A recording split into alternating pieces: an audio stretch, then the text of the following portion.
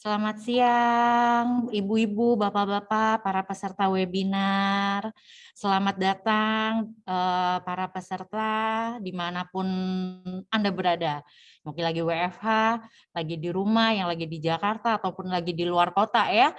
Selamat siang, selamat datang. Perkenalkan dahulu, saya dengan Dr. Natania, selaku dokter moderator di acara live webinar RSPI Group pada siang hari ini. Nah, salah satu bentuk dari Rumah Sakit Pondok Indah untuk menjaga hubungan baik antara tim medis dengan para pasien adalah dengan mengadakan acara live webinar seperti hari ini, supaya para peserta masih tetap bisa dekat dengan kami dan tetap menerima informasi-informasi kesehatan yang dari sumber terpercaya, yang tentunya dokter-dokter andalan kami, dokter-dokter di Rumah Sakit Pondok Indah Bintaro Jaya. Jadi jangan khawatir ya Bapak-bapak, Ibu-ibu, bersyukurlah kita punya akses modalitas yang bagus sekarang, termasuknya salah satu kita bisa Zoom seperti ini. Jadi walaupun ada keterbatasan jarak, kita tetap bisa hadir, menyapa Ibu dan Bapak semuanya, dan memberikan informasi kesehatan. Nah, untuk hari ini, kita dari Rumah Sakit Pondok Indah Bintaro Jaya akan hadir dengan tema saluran cerna dan imunitas anak. Ini tema yang sangat menarik ya, karena banyak banget kasusnya ya yang mungkin kesannya remeh-remeh, kecil-kecil, tapi ternyata harus kita ketahui dengan baik secara dari segi medisnya. Nanti kita juga akan ada sesi presentasi dari narasumber kita, dan tentunya kita akan ada sesi tanya jawab yang akan dijawab langsung oleh narasumber kita. Nah, sebelum masuk ke presentasi dokter, kita berkenalan dulu dengan narasumber kesayangan kita nih, dengan Dr. Frida Handayanika, spesialis anak konsultan. Saya akan bacakan CV-nya sepintas. Dr. Frida Handayani, spesialis anak konsultan gastroenterologi hepatologi, lulus dari pendidikan subspesialisnya di Universitas Indonesia. Pendidikan spesialis anaknya juga lulusan dari Universitas Indonesia. Dr. Frida juga sudah banyak mengikuti training yang berkaitan dengan bagian gastroenterologi hepatologinya di berbagai negara, ada di Vietnam, Beijing, di Praha, ya, dan banyak negara lagi yang mungkin kalau ditulis nanti nggak cukup satu halaman. Oke, Dr. Frida juga aktif di organisasi pengurus Pusat Perhimpunan Gastrohepatologi dan Nutrisi Anak Indonesia, dan di IDAI juga tentunya sampai sekarang ini. Oke, selanjutnya untuk mempersingkat waktu, kita akan langsung mendengarkan presentasi. Mungkin sharing, mungkin ya Dokter Frida ya, lebih ke Iya, santai ya Dok. iya. Kita akan dengarkan sharing dari Dokter Frida. Untuk waktu dan tempat saya persilakan kepada Dokter Frida. Ya, baik. Terima kasih banyak Dokter Natania atas pembukaannya dan pembacaan CV-nya. Selamat siang para papa dan mama semuanya. Saya harap semua dalam keadaan sehat dan sejahtera. Terima kasih sudah bergabung pada siang hari ini mengenai webinar sharing tentang hubungan saluran cerna dan imunitas pada anak. Nah, ini adalah poin-poin yang akan saya bicarakan pada siang hari ini, termasuk keunikan saluran cerna, gut-brain axis, dan manfaat dari probiotik dan prebiotik bagi anak-anak kita di dalam saluran cerna. Nah, Mama Papa tentunya sudah mengetahui bahwa pencernaan yang sehat adalah satu-satunya pintu masuk utama, tempat di mana nutrisi-nutrisi yang kita berikan, zat makanan diberikan, itu diserap dan sari-sarinya diambil oleh tubuh, dipakai oleh anak untuk bertumbuh berkembang, mencerdaskan otaknya, dan menjaga imunitas atau daya tahan tubuhnya. Jadi, kalau saluran cernanya sehat, pencernaannya juga sehat, penyerapan nutrisi sehat, maka anak dapat bertumbuh kembang dengan baik dan daya tahannya kuat, sehingga terhindar dari segala macam penyakit. Sekarang kita lihat, apa sih keunikan saluran cerna pada anak tersebut? Yang pertama, mulai dari bayi sampai usia 2 tahun, itu adalah masa-masa penyempurnaan dari saluran cerna anak. Kita mengetahui bayi seringkali mengalami gangguan masalah saluran cerna seperti kolik infantil, tiba-tiba kalau malam hari suka nangis, kita tidak tahu penyebabnya. Yang kedua, diare, bisa BAB berkali-kali dalam sehari.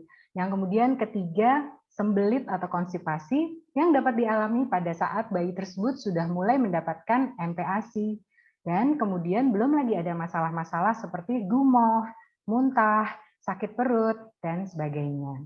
Saking uniknya saluran cerna anak ini, maka papa mama diharapkan mengetahui apa sih tahapan-tahapan yang bisa dialami oleh anak-anak atau bayi kita sampai ususnya matur atau sempurna. Mama papa jangan terlalu khawatir karena 90% dari semua masalah gangguan saluran cerna pada bayi di bawah 1 tahun penyebabnya adalah belum maturnya atau belum matangnya sistem saluran cerna anak kita. Dan makin besar tentu saja saluran cerna itu akan semakin matur sehingga masalah-masalah saluran cerna akan semakin berkurang. Nah, kita lihat pada anak-anak seperti gambar anatomi di slide ini, panjang kerongkongan sekitar 20-25 cm, kemudian ada lambung, diteruskan dengan usus 12 jari, dan usus halus. Usus halus panjangnya bervariasi sesuai usia. Pada anak usia 1 tahun, panjang usus halusnya sekitar 3,8 meter, dan seterusnya sampai kita lihat pada usia 20 tahun, maka panjang usus halus sudah mencapai orang dewasa sekitar 6, bahkan ada yang sampai 7 meter.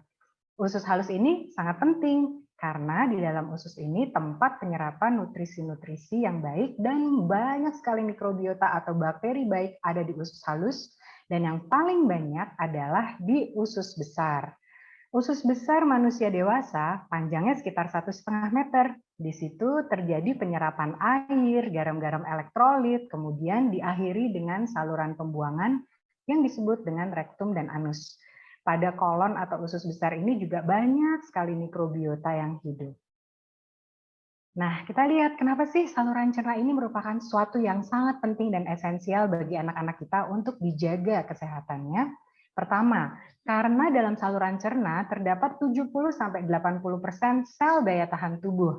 Kita bayangkan, dari bermeter-meter panjangnya usus yang tadi saya jelaskan, di sepanjang usus tersebut semuanya terdapat kelenjar getah bening yang fungsinya menjaga ketahanan tubuh dengan cara memakan atau menonaktifkan bakteri-bakteri jahat atau virus atau jamur yang masuk ke dalam saluran cerna, memakannya, menyimpannya, dan membuangnya dari dalam tubuh.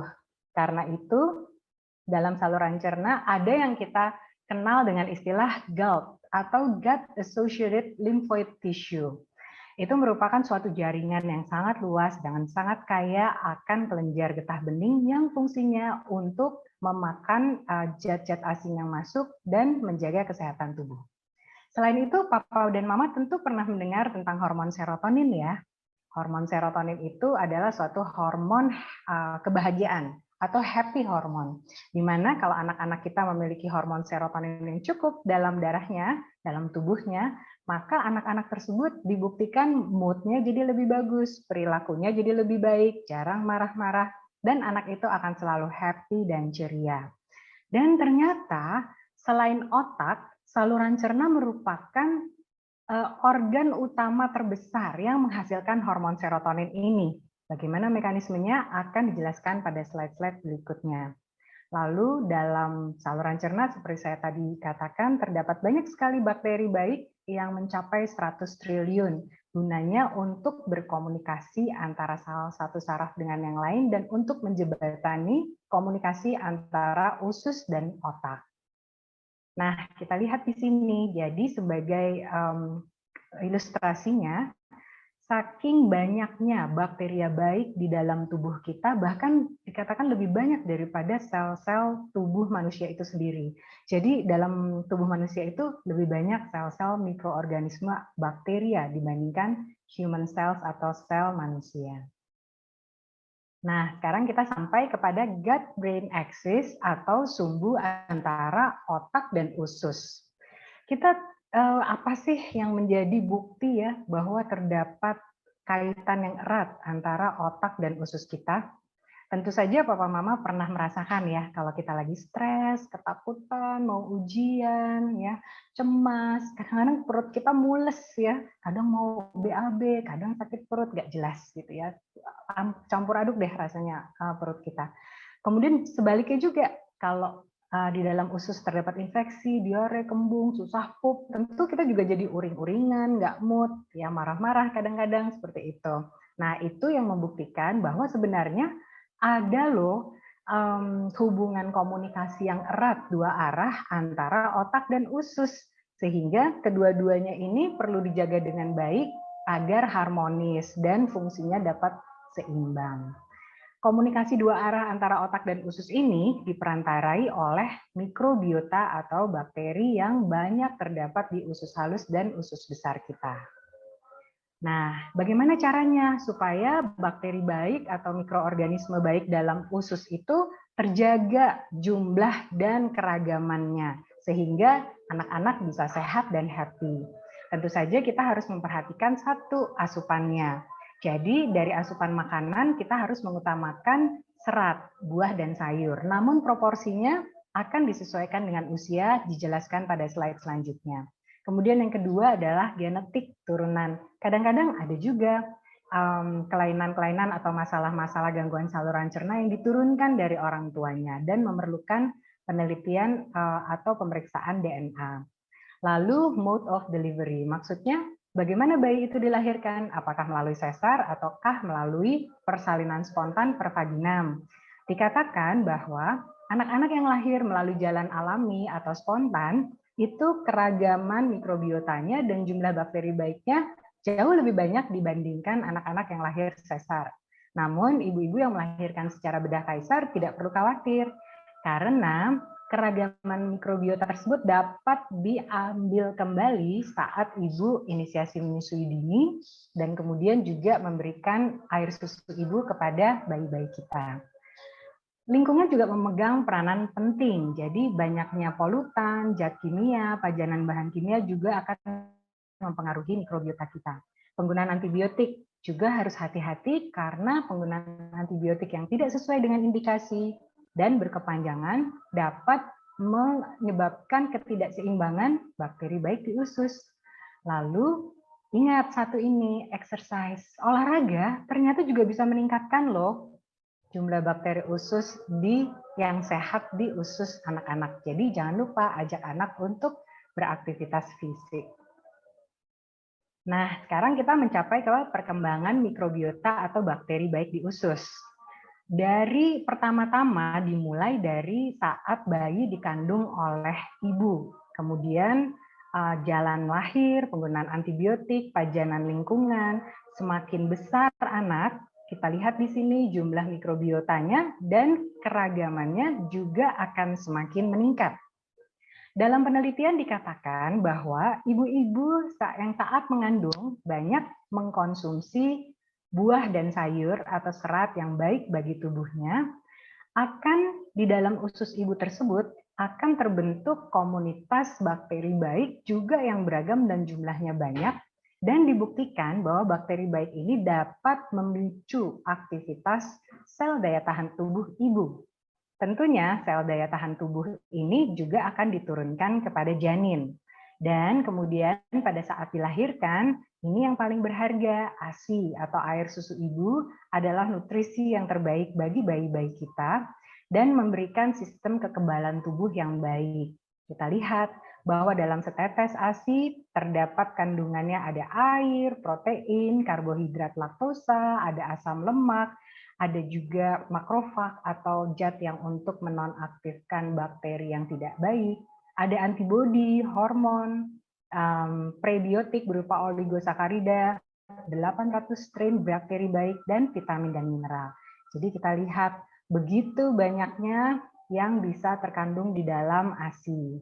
Dan kita lihat di sini dari segi imunomodulator atau zat yang memicu imunitas atau daya tahan tubuh bayi, ASI ternyata sangat tinggi kandungan imunomodulatornya. Bisa kita lihat pada tabel ini. Jadi sel darah putihnya juga banyak, faktor pertumbuhan banyak, anti-inflamatori atau anti peradangannya juga tinggi, sehingga ini semua membuat daya tahan tubuh bayi-bayi kita jadi lebih baik. Nah, setelah bayi memasuki usia 6 bulan, kita akan memberikan MPASI atau makanan pendamping ASI.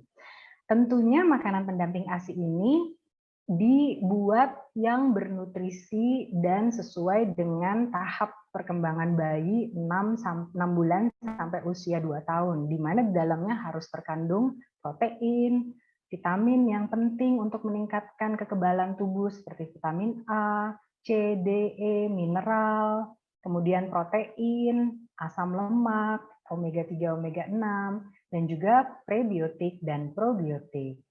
Bagaimana dengan komposisinya? Nah, MPASI pada usia 6 bulan itu komposisinya berbeda dibandingkan anak yang sudah berusia 2 tahun. Jadi, pada MPASI ini karbohidrat yang paling banyak proporsinya sebanyak 35-60%.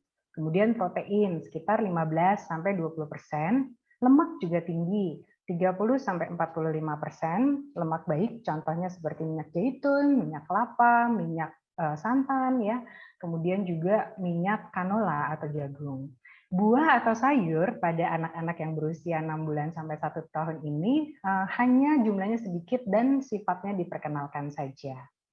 Nah, kita lihat di sini pada bayi dan anak usia kurang dari 2 tahun, proporsi makanannya kan berbeda ya. Ini 35% karbo, kemudian protein sebanyak 30%, buah dan sayur sebanyak 15-25%, dan lemak juga masih tinggi. Dan makin besar anak sampai dewasa, proporsinya juga berbeda-beda, seperti yang bisa kita lihat di slide ini. Nah, sekarang kita akan masuk ke dalam tahap pembicaraan probiotik dan prebiotik. Apakah itu probiotik?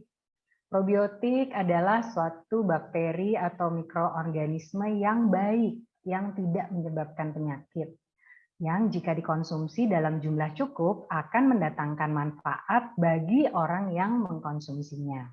Sumber probiotik dalam makanan-makanan kita, misalnya ada di tahu tempe, keju, yogurt, kefir, ada di acar, dan bahan-bahan makanan yang melalui proses fermentasi.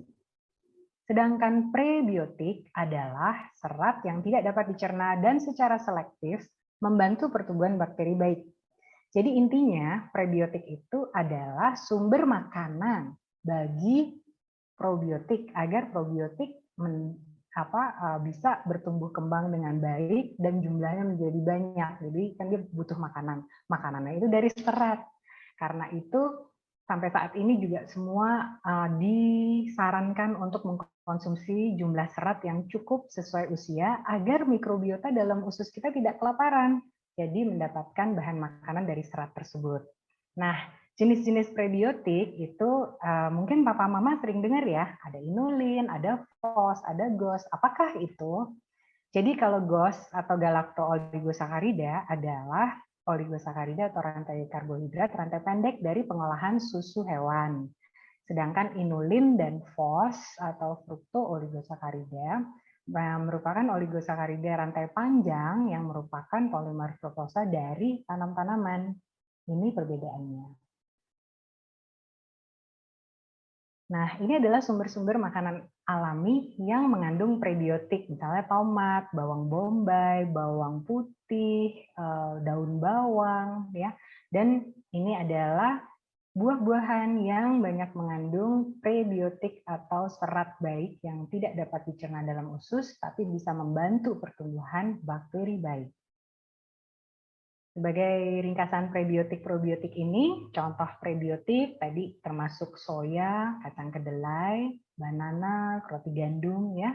Dan kemudian probiotik seperti keju kefir, yogurt, dark chocolate, acar, makanan-makanan yang sudah ditambahkan probiotik dan difermentasikan.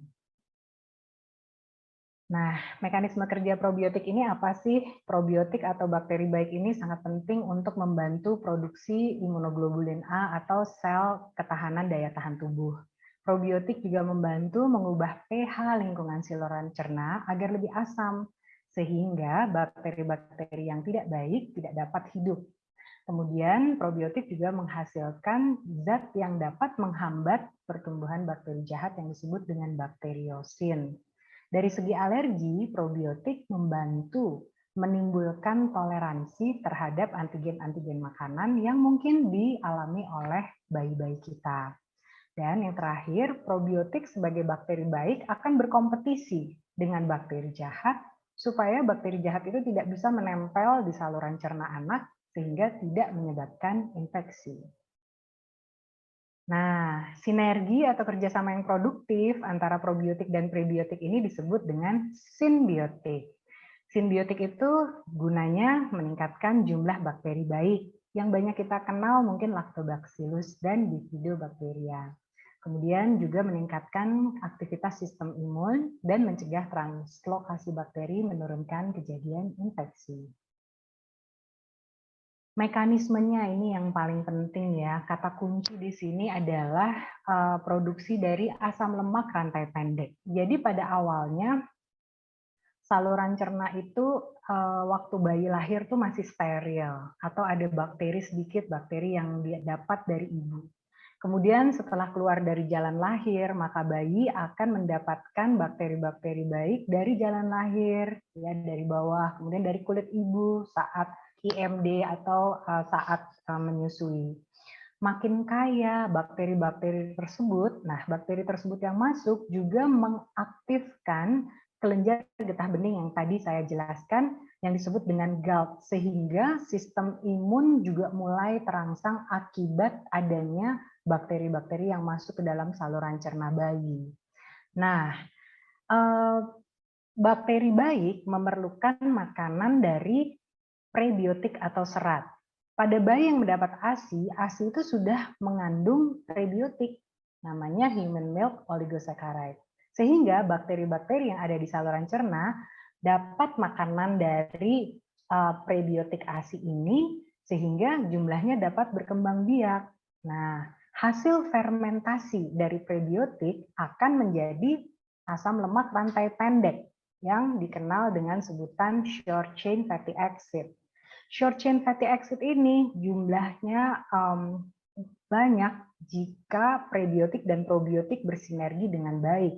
Dan fungsi dari short chain fatty acid atau asam lemak rantai pendek ini adalah sebagai sumber energi bagi sel.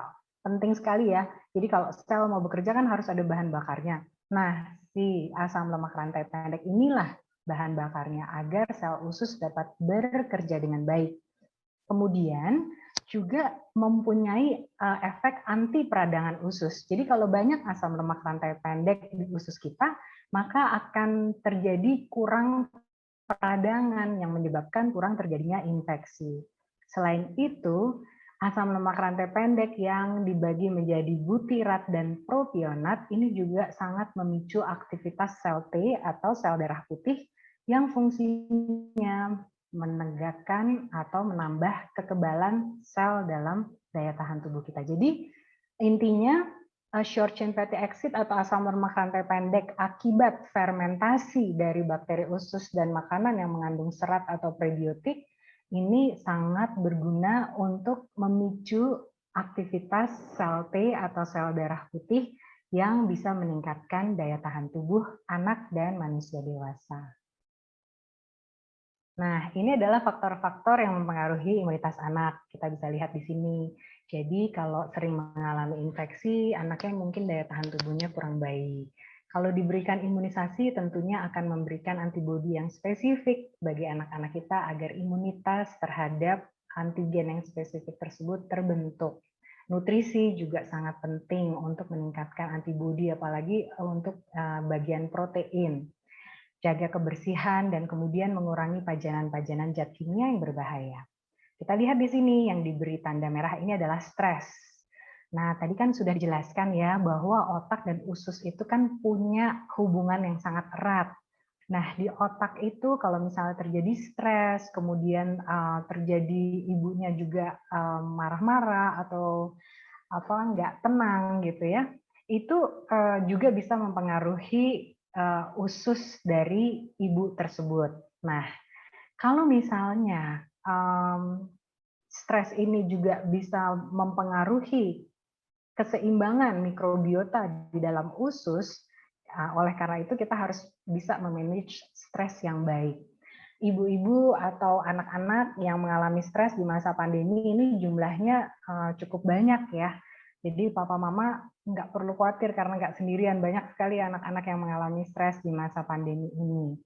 Penting juga bagi kita untuk tetap menjaga kesehatan saluran cernanya dengan tetap memberikan makanan-makanan yang bernutrisi baik, protein, buah, sayur, karbo dengan proporsi yang sebaiknya. Nah, apa saja sih tanda-tanda stres pada anak di masa pandemi ini? Anak tuh jadi tiba-tiba menangis ya. Tadinya happy-happy, kok malamnya nangis gitu. Terus nggak bisa tenang, cemas, tampak murung, menarik diri dari lingkungan, merasa tidak pede, kemudian lengket, nempel terus dengan orang tuanya. Dan bisa jadi terjadi gangguan tidur seperti night terror, kemudian juga mimpi-mimpi yang mengganggu tidur, sulit konsentrasi, dan nafsu makannya menurun. Juga mungkin juga anak-anak jadi ngompol lagi, padahal sebelumnya sudah tidak ngompol. Nah, bagaimana cara mencegah stres pada anak di masa pandemi ini? Papa Mama diharapkan tenang, sabar, dan memberikan lebih banyak perhatian. Kemudian lebih banyak ajak anak untuk bicara, dengarkan keluhannya, libatkan dalam diskusi, dan kurangi pemaparan terhadap gadget. Tentunya screen time atau gadget ini juga diatur pada anak-anak di bawah setahun hanya boleh 1 jam per hari maksimal. Sebenarnya kalau dari Ikatan Dokter Anak Indonesia dan di Amerika ya secara umum itu tidak boleh ada gadget untuk anak-anak di bawah 18 bulan kecuali untuk video call. Jadi ini memang pemakaian gadget gawai ini harus dibatasi. Orang tua harus menjadi role model, berusaha supaya tetap tenang selama masa pandemi ini. Nah, sebagai simpulannya, ini adalah tanda-tanda saluran cerna yang sehat. Jadi kalau pencernaannya efektif, penyerapan nutrisinya bagus, anaknya bisa bertumbuh kembang dengan baik, sehat, jarang sakit, pinter, moodnya juga baik, dan tidak ada gangguan-gangguan saluran cerna, kemudian fungsi imunitas atau daya tahan tubuhnya bagus, sehingga anak jarang sakit, mikrobiotanya juga stabil, banyak jumlahnya, ya seimbang, sehingga anak tersebut quality of life atau kesejahteraannya baik. Sebagai kesimpulan, ini adalah quotes dari Bapak Kedokteran Modern Hippocrates yang mengatakan all disease begins in the gut. Jadi semua penyakit bisa dimulai dari usus akibat mungkin diet yang salah atau pencernaan yang kurang sehat. Jika anak kita ingin dia aktif, imunitasnya baik, maka jagalah kesehatan saluran cerna anak-anak kita agar penyerapannya semua baik, nutrisi semua bisa terserap, anaknya tumbuh kembangnya sehat, pintar, mood perilaku baik, dan yang paling penting imunitasnya juga kuat. Terima kasih. Terima kasih Dr. Natania. Saya kembalikan kepada moderator. Sekian presentasi saya siang hari ini. Oke, terima kasih Dokter Frida. Wow, menarik sekali ya Papa Mama yang ada di live webinar kita siang hari ini, materi yang disampaikan sama Dokter Frida. Dan sudah banyak pertanyaan juga yang masuk. Sebelum kita ke sesi Q&A, sebagai informasi kembali, Dokter Frida juga berpraktek di Poli Anak Rumah Sakit Pondok Indah Bintaro Jaya. Untuk misalnya Papa Mama yang mau membuat appointment dengan Dokter Frida, Papa Mama bisa menghubungi call center kami di 021 8082 8-nya 4 kali di extension 2. Ya, atau Papa Mama juga bisa lihat kapan jadwal Dokter Frida ada, itu bisa di aplikasi RSPI Mobile kami. Tadi kita kan sudah dengar nih ya materi dari Dokter Frida mengenai saluran cerna dan imunitas anak. Materi yang sangat banyak diminati oleh Papa dan Mama, materi yang sangat banyak tuh kalau mau di list pertanyaannya pasti saya sebagai orang tua pun banyak tuh kayaknya listnya yang pengen ditanyain ke Dokter Frida ya Dok ya. Nah saya sih kalau yang saya dapat sih memang poinnya yang penting pertama asupan makanan itu berdasarkan usia juga ya dok ya. Jadi nggak bisa kita hajar sama rata di misalnya MPASI baru awal di usia 6 bulan dengan kebutuhan gizi pas anak usia 2 tahun tentunya itu berbeda. Jadi kita lihat proporsinya sesuai dengan usianya untuk kebutuhan makanannya. Dan tadi juga udah disampaikan oleh Dokter Frida, memang di dalam tubuh kita pun punya bakteri baik. Nah, gimana sih untuk kita mengoptimalkan fungsi kerjanya si bakteri baik ini supaya bisa bekerja dengan baik di dalam tubuh kita ya dok ya, dengan salah satunya asupan-asupan dan faktor-faktor pendukung lainnya. Nah, Dokter Frida, ini selama tadi dokter presentasi pun pertanyaan sudah banyak masuk nih dok. Iya Jadi ya. sudah banyak yang excited dengan materi yang disampaikan dok. Iya. Mungkin berikut ada beberapa pertanyaan yang sudah bisa ditampilkan. Oke, ini yang pertama ya dok, dari Ibu Nurfika Ardiana. Apakah wajib dok bayi usia 9 bulan diberikan tambahan probiotik seperti merek Interlac? Terima kasih dokter untuk pertanyaannya. Ya. Mungkin boleh kita jawab satu-satu ya dok ya? Boleh Dokter Nat, terima kasih ya. Jadi Ibu Nurfika, bayi usia 9 bulan tidak wajib diberikan probiotik suplementasi tambahan bila bayi tersebut dalam keadaan sehat ya, tidak ada infeksi. Kemudian juga mendapatkan probiotik yang cukup dari ibunya, mulai dari masa lahirnya, melalui jalan lahir spontan misalnya, kemudian mendapatkan ASI, di ASI juga ada bakteri baik, probiotik, juga mendapatkan bakteri atau probiotik dari kulit ibu saat menyusui, dan juga dapat dari makanan-makanan ya, kalau udah usia 9 bulan, tempe, tahu, keju, susu misalnya kalau misalnya ada tambahan, dan makanan-makanan yang dibuat dari bahan-bahan fermentasi tersebut. Jadi kalau anaknya sehat, tidak ada gangguan saluran cerna yang terindikasi untuk menggunakan probiotik, tidak perlu fermentasi probiotik. Terima kasih. Oke, terima kasih Dokter Frida. Oke, intinya adalah ketika memang pas si anak itu dalam kondisi sehat, intake makanannya juga baik, mungkin ya dia sudah akan membentuk sendiri, probiotiknya sudah akan bekerja dengan baik sendiri ya dok, tanpa suplementasi lain ya dok Betul, ya. jadi kan memang bakteri baik sudah ada dalam tubuh ya, diberikan oleh bunda kita ya. Kemudian kan juga mulai ada asupan-asupan. Nah, itu kan mereka berinteraksi di dalam yang tadi probiotik dan prebiotik. Kemudian udah dapat makanannya, berkembang biak dengan banyak. Ditambah lagi tadi ada asam lemak rantai pendek yang merupakan sel energi. Nah, itu makin kaya tuh keragaman probiotik di dalam tubuh kita. Jadi mereka bisa berkembang sendiri, bahkan dikatakan punya otonomi gitu, Dokter Nat. Jadi dia bisa mengatur keseimbangannya sendiri, belum tentu perlu diberikan suplementasi bila tidak ada indikasi.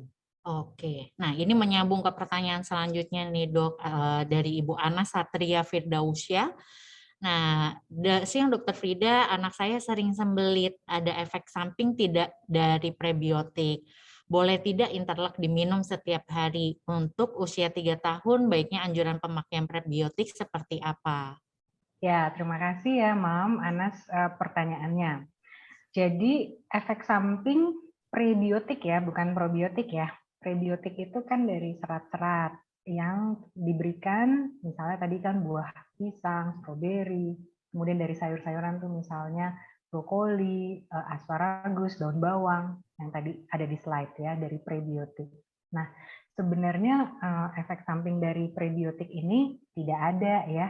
Jadi itu justru untuk memperkaya atau memberikan makanan kepada bakteri baik supaya jadi lebih subur gitu pertumbuhan bakteri baiknya. Namun harus diingat, anak-anak atau bayi tidak perlu serat sedemikian tinggi seperti yang dimakan oleh orang dewasa.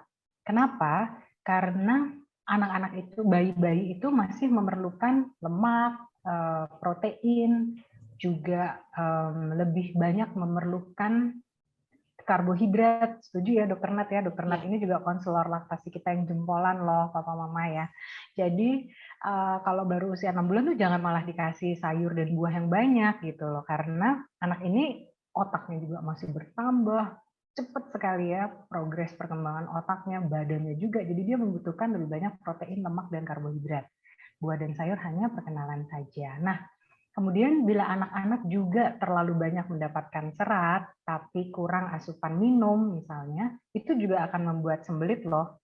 Jadi untuk tahu berapa banyak yang harus dimakan, memang harus berkonsultasi dengan dokter anak masing-masing. Ini sebagai contoh ya, anak 3 tahun membutuhkan serat itu sebanyak 8 gram sehari.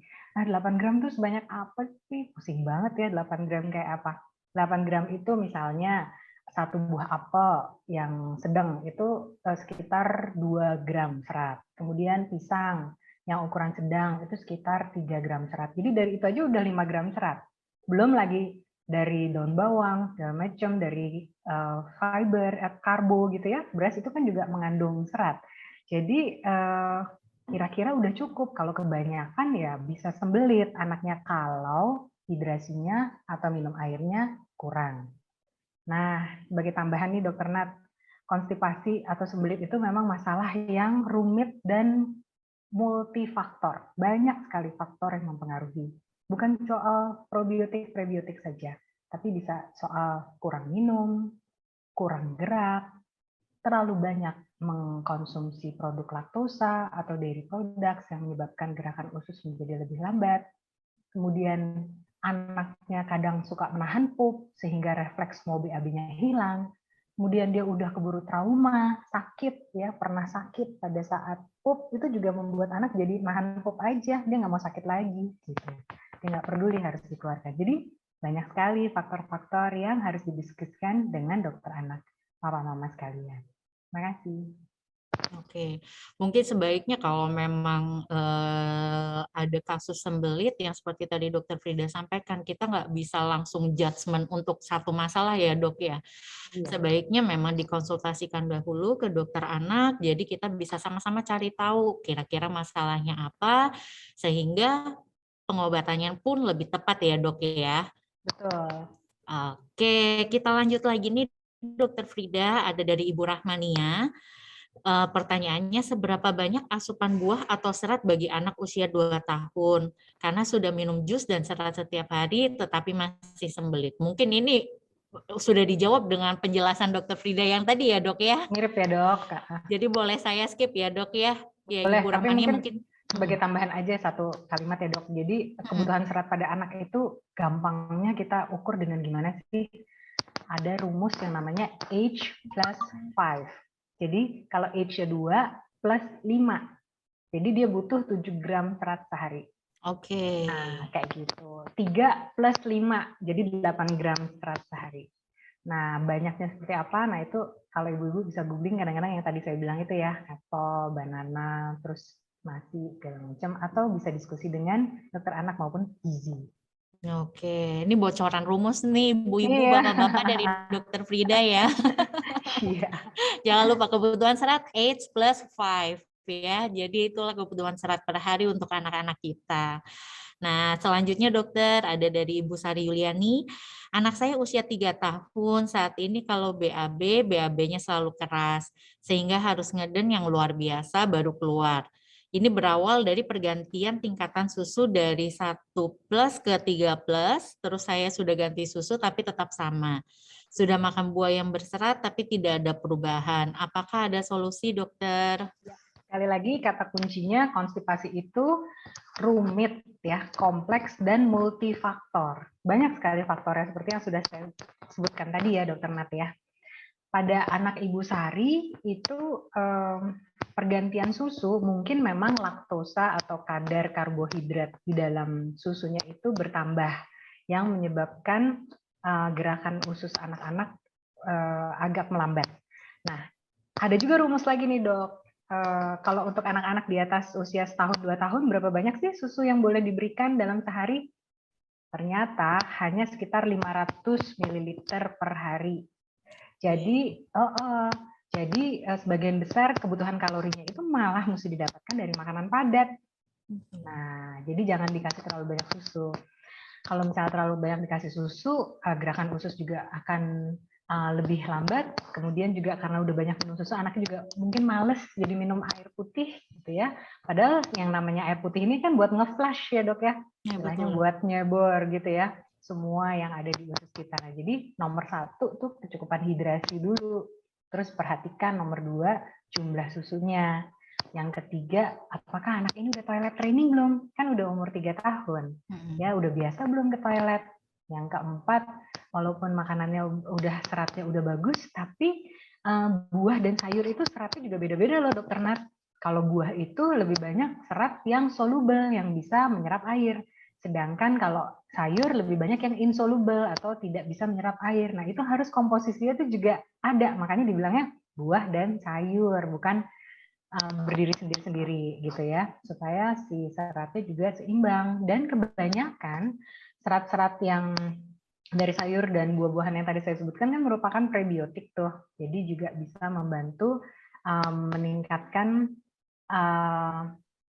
peristaltik ya, gerakan dari usus. Nah, cuman kalau misalnya buahnya banyak, seratnya banyak, minumnya kurang, susunya banyak, ya agak susah juga keluarnya gitu pupnya. Jadi semuanya harus sesuai porsi. Lihat juga dia apakah jijian dengan WC-nya, apakah dia takut karena pernah trauma. Jadi hal-hal seperti itu juga perlu diperhatikan. Terima kasih.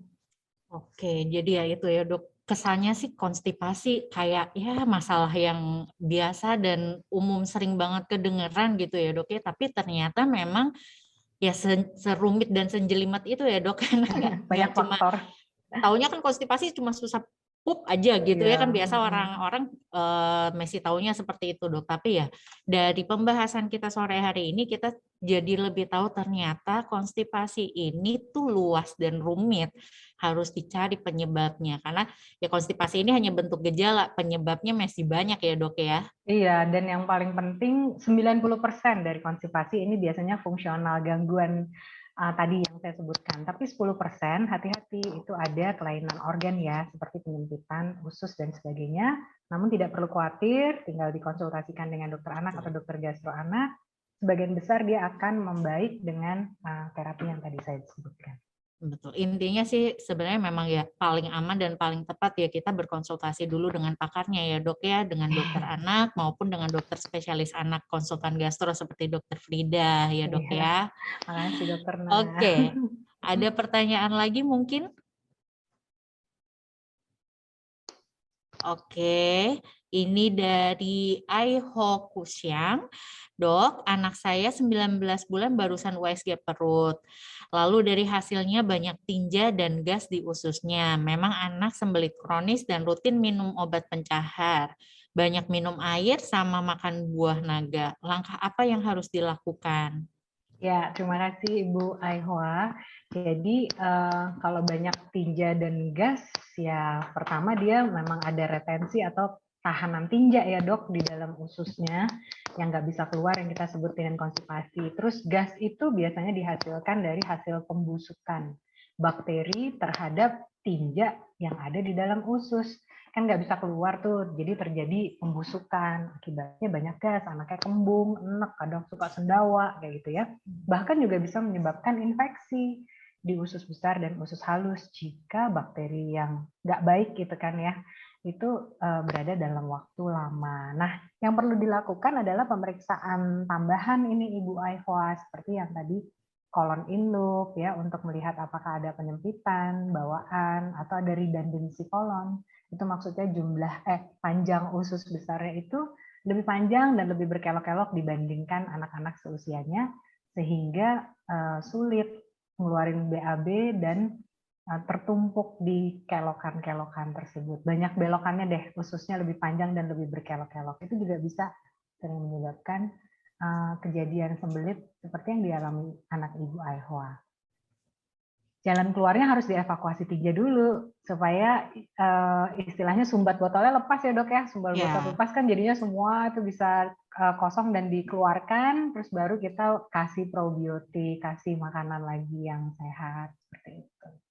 Nah ya nanti baru kita eksplor lagi ya dok, mungkin memang harus dieksplor, dicari tahu penyebabnya seperti tadi yang sudah kita singgung, karena memang konstipasi ini bukan hanya sekedar konstipasi, tapi penyebabnya harus kita cari lebih dalam, yaitu mungkin bisa dikonsulkan ke dokter anak atau dokter anak gastro spesialis konsultan gastro.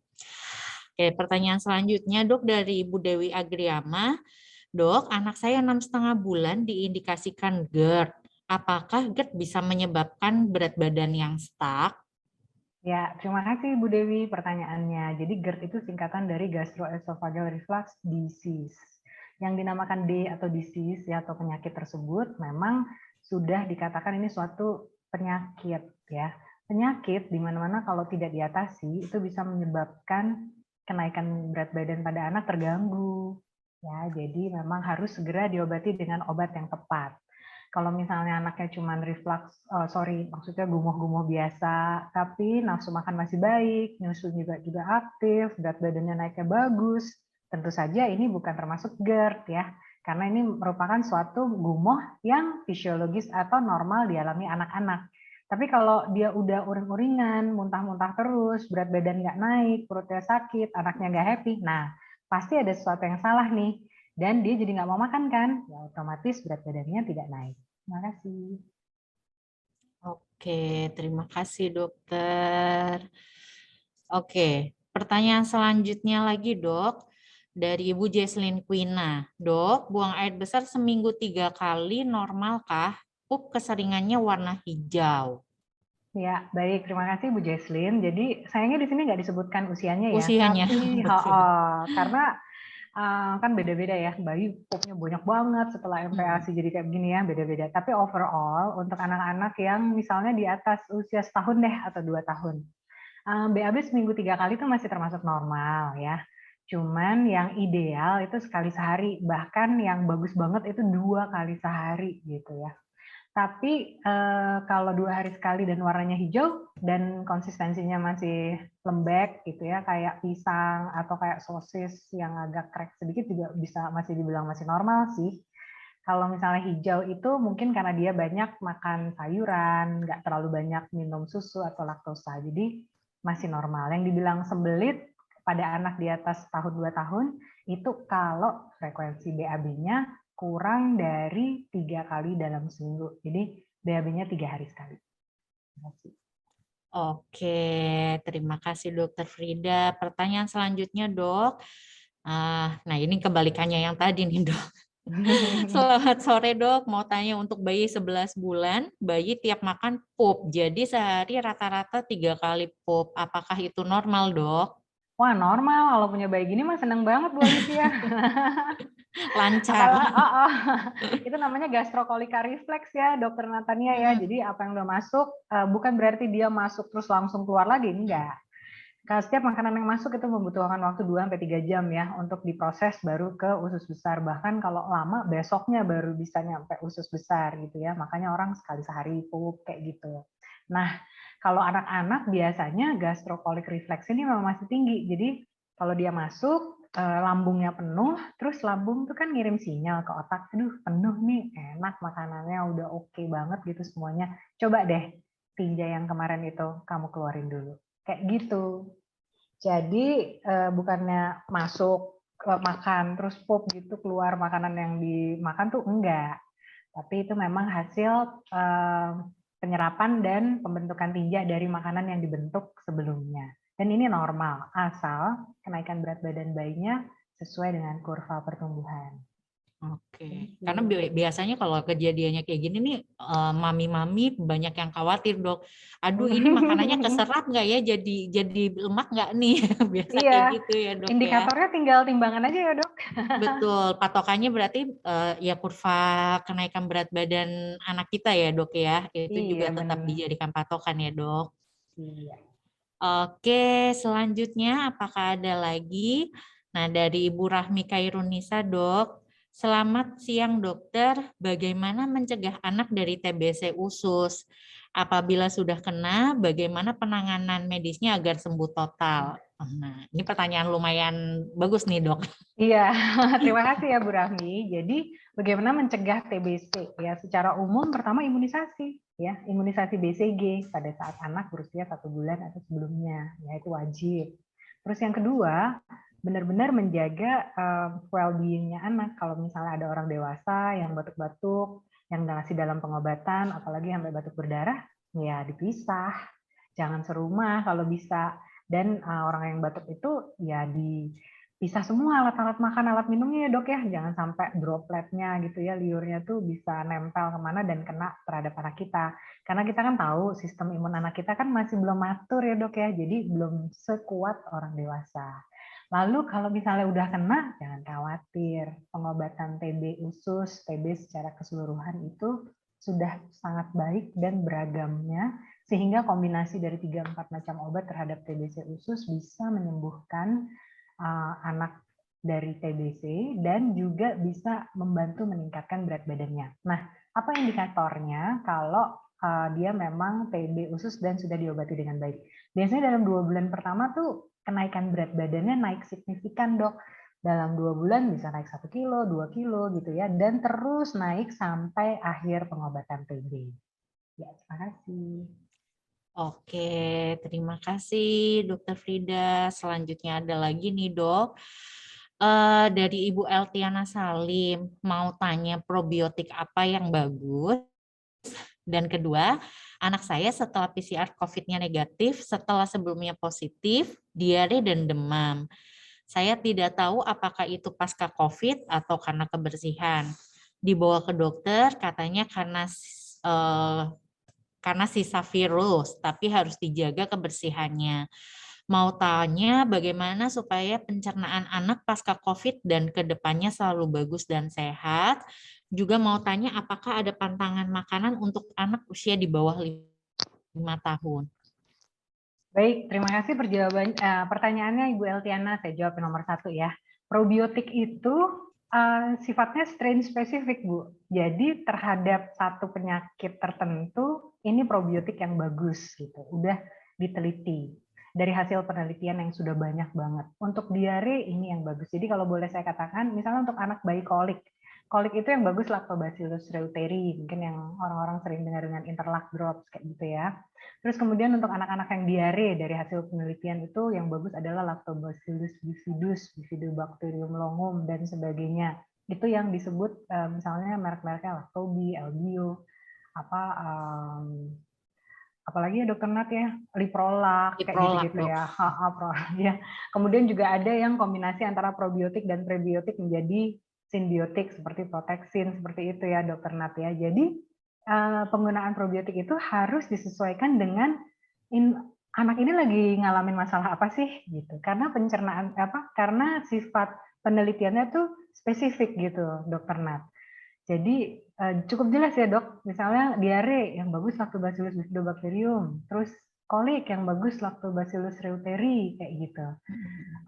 Nggak bisa disamaratakan semuanya, tapi untuk misalnya sekali-kali mau diberikan suplementasi probiotik sementara ya selama 2 minggu atau apa anaknya baru sakit atau diare panjang itu secara umum boleh diberikan probiotik yang apa aja sih oke, mau Interlac, mau Elbio, Lactobi dan sebagainya itu masih oke. Namun jangan kasih probiotik sendiri ya Bu, harus diskusi dengan konsultasi dengan dokter anak masing-masing. Betul. Pertanyaan kedua, setelah PCR COVID negatif, ada diare dan demam gitu ya. Ya mungkin ada infeksi yang lain ya Bu, karena sekarang juga DBD juga demam dengue juga lagi tinggi ya. Infeksi virus juga lagi banyak. Oke, kalau ingin tahu itu karena pasca COVID, oh ya, ada yang disebut dengan long COVID ya Bu. Long COVID pada anak biasanya tidak menyebabkan demam, tapi menyebabkan diare masih bisa. Pilek-pilek, batuk-batuk, cepat lelah, fatigue ya, lemes, itu gejala-gejala dari long COVID. Nah, untuk mengetahui apakah itu COVID atau bukan, biasanya kita lihat dulu, mungkin ini suatu apakah waktu itu COVID-nya berat. Kalau COVID berat sampai diintubasi, maksudnya menggunakan alat napas, bantu napas mungkin bisa akibat dari pasca COVID. Tapi kalau COVID-nya ringan, apalagi yang gejalanya juga ringan, biasanya sih tidak menyebabkan gejala sisa long COVID. Ya, harus dijaga kebersihannya. Dan bagaimana supaya pencernaannya pasca COVID selalu bagus? Oh ya, bagus banget ini. Jadi prokes ya, cuci tangan yang sering, 20-30 detik menggunakan sabun, ya tetap pakai masker, kemudian seperti tadi memenuhi kebutuhan serat ya, buah dan sayur supaya si bakteri baik yang sudah ada di dalam tubuh kita ini bisa berkembang biak dengan lebih baik, menghasilkan asam lemak rantai pendek, membuat anaknya happy, membuat daya tahan tubuhnya bagus, ya, dan juga kalau perlu bisa diberikan suplementasi probiotik. Jenis dan durasi itu disesuaikan dengan masing-masing anak. Jadi memang harus konsult dengan dokter anak atau dokter gastro anak. Tantangan makanan untuk anak di bawah usia 5 tahun, ya tentu saja jangan terlalu banyak trans fat ya. Junk food misalnya, terus susu juga cukup 500 ml, cuman lebih banyak makanan yang mengandung protein, buah dan sayur, karbohidrat dan lemak yang sehat. Dan kemudian yang mesti dipantang juga mungkin yang terlalu pedas, terlalu spicy, makanan yang mengandung banyak zat kimia, pengawet, seperti itu. Makasih dok. Oke, terima kasih Dokter Frida. Yang intinya sih sebenarnya mungkin gizi seimbang ya dok ya, untuk salah satu faktor yang buat menjaga daya tahan tubuh ini juga baik. Nah, Mau asupan olahraga gizi. ya dok. Nah, jadi kalau saya sih lebih senang kayak gini dok, gampangnya hidup sehat, makanan bergizi dengan gizi yang seimbang, olahraga secukupnya, bukan harus olahraga yang berat, sama yang ketiga istirahat cukup ya dok ya, mungkin ya dok ya. Ya betul. Oke, nah ada pertanyaan selanjutnya lagi nih dok, dari Ibu Ria Susan. Halo dokter, apakah susu mempengaruhi dengan saluran cerna? Karena setelah anak saya dikenalkan susu sapi di usia 1 tahun lebih, dia langsung diare. Kemudian setelah sembuh, di usia 3 tahun malah sembelit setiap habis minum susu. Iya, yang pertama mungkin anak ini mengalami intoleransi laktosa ya dokter Nat ya. Iya, Jadi intoleran karena terlalu banyak jumlah laktosa yang masuk. Jadi untuk anak di atas setahun itu kan susu sekitar 500 cc per hari. Apalagi kalau anaknya udah minum susu banyak, makan keju, coklat, mayones, yogurt, belum roti, pizza, kayak gitu ya, semua dimakan ya mencret gitu. Akibat enzim laktase dalam usus halus orang Asia memang tidak sebanyak orang Kaukasia atau orang Eropa gitu. Jadi timbul gejala deh, kembung, mencret, begah, sakit perut dan sebagainya. Jadi mesti dilihat jumlahnya kebanyakan apa enggak nih laktosa atau susu yang masuk. Dan kemudian kalau di atas 3 tahun malah sembelit ya. Tadi ya kita udah bahas ya dok panjang lebar mengenai sembelit ini ya. Nah, mungkin macam-macam lah faktornya ya dok. Betul banget. Nah mungkin banyak kita yang agak skip atau lupa karena ya itu tadi ya dok kan kebutuhan susu usia anak 1 tahun ke atas hanya 500 ml. Tapi kita ingatnya hanya susu sapi yang kita minum. Tapi seperti yang tadi dokter bilang, dalam roti itu kan ada kandungan susu sapi juga. Nah itu mungkin yang kadang kita sebagai orang tua kurang oh iya ya ternyata gitu ya dok ya. Benar. Oke, mungkin ada satu pertanyaan terakhir. Oke, dari Ibu Tasya nih dok. Nah, Dokter Frida di RSPI Bintaro prakteknya hari apa aja ya dok? Aduh Bu Tasya ini manis banget sih pertanyaannya. Makasih ya dok. Makasih ya Bu Tasya. Jadi saya Senin 14 sampai 18, Selasa pagi 9 sampai 13, Kamis malam 17 sampai 19, dan Jumat pagi 9 sampai 13. Terima kasih Bu Tasya. Senin, Selasa, Kamis, Jumat. Oke, nah itu tadi udah jadwal-jadwalnya Senin, Selasa, Kamis, dan Jumat ya dok ya. Iya nah, benar. Tapi bisa telemedicine juga kan dok ke Dokter Frida? Bisa dong. Nah, jadi gini ibu-ibu dan bapak-bapak, salah satu bentuk supaya kita menjaga pasien-pasien Rumah Sakit Pondok Indah Bintaro Jaya ini merasa nyaman untuk tetap bisa berkonsultasi, kita sudah memfasilitasi layanan telemedicine. Jadi Bapak dan Ibu bisa berkonsultasi dengan dokter-dokter pilihan Bapak Ibu via telemedicine. Terutama untuk hari ini dengan Dokter Frida, seperti tadi sudah disampaikan oleh Dokter Frida langsung, beliau ada praktik di hari Senin, Selasa, Kamis, dan Jumat, dan juga bisa tatap muka langsung maupun via telemedicine. Begitu ya Dokter Frida ya? Iya Dokter Nat. Oke. satu terakhir, mungkin ini satu beneran yang terakhir ya, karena sebenarnya memang banyak banget nih Dok pertanyaan yang masuk, Oh cuma ya, memang keterbatasan waktu ya.